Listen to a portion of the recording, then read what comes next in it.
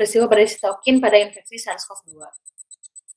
Badai sitokin dikenal sebagai suatu peristiwa ketika ekspresi sistemik secara berlebihan dari sistem imunitas tubuh mengakibatkan pelepasan berbagai mediator inflamasi. Peristiwa badai sitokin ini sering kita jumpai pada pasien COVID-19 dengan infeksi berat.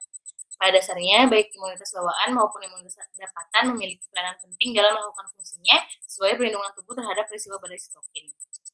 Sistem imunitas bawaan akan bertindak sebagai pertahanan pertama melalui aktivasi fagositosis. Selama proses fagositosis ini dan penyajian antigen, makrofag akan mengeluarkan bahan biologis yang dikenal dengan interleukin.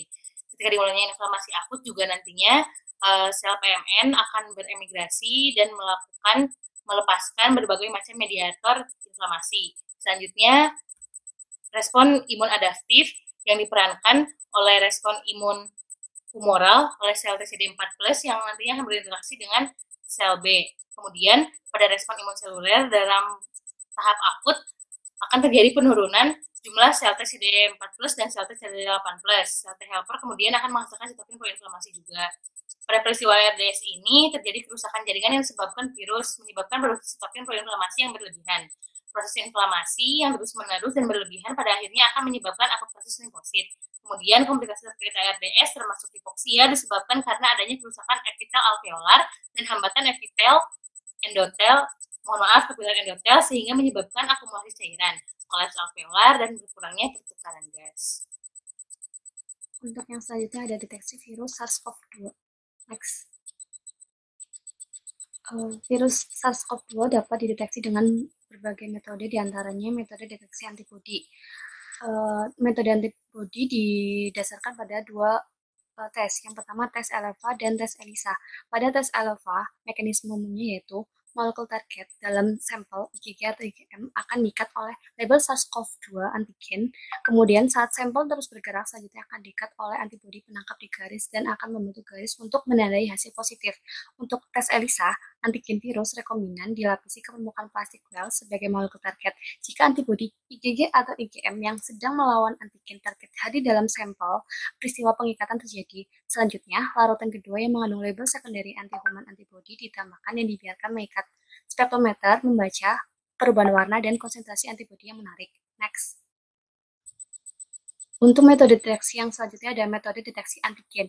Mekanisme umumnya yaitu antigen virus ditangkap oleh antibodi khusus berlabel emas fluid atau berlabel fluorescent. Selanjutnya akan ditangkap oleh primary antibodi di garis yang akan membentuk garis dan akan ditandai positif. Untuk metode selanjutnya ada RT-PCR. Teknik RT-PCR didasarkan pada dua reaksi berurutan. Yang pertama, konversi RNA menjadi cDNA melalui enzim transkriptase balik.